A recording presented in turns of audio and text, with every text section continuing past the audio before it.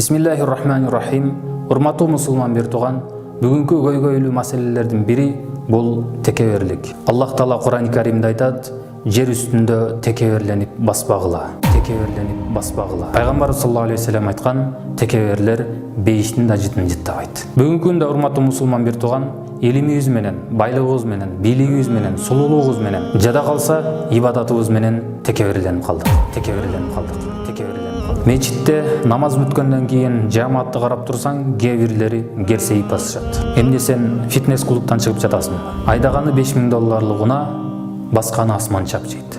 Урматтуу мусулман бир тууган, деги эле мечитте эмес, баардык жерде текеберленбестен жөнөкөй жүрөйлү.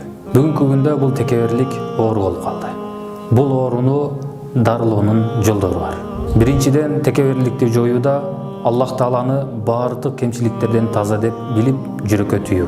Жана ошондой эле текеберликти жоюуда Пайгамбар саллаллаху алейхи вассаламды үлгү кармайлы. Керек болсо пайгамбарыбыз базардагы малайлар менен кошо тамактанган жана өлүмдү көп эстейли. Буга мисал, биз бул дүйнөдө шахматтын буюмдары сыяктуубуз. Король, пешка, ак, кара баардыгы оюн бүткөн соң бир идишке түшөт.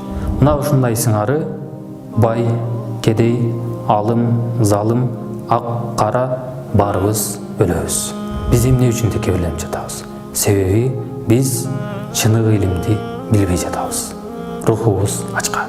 Рухубуз ачка.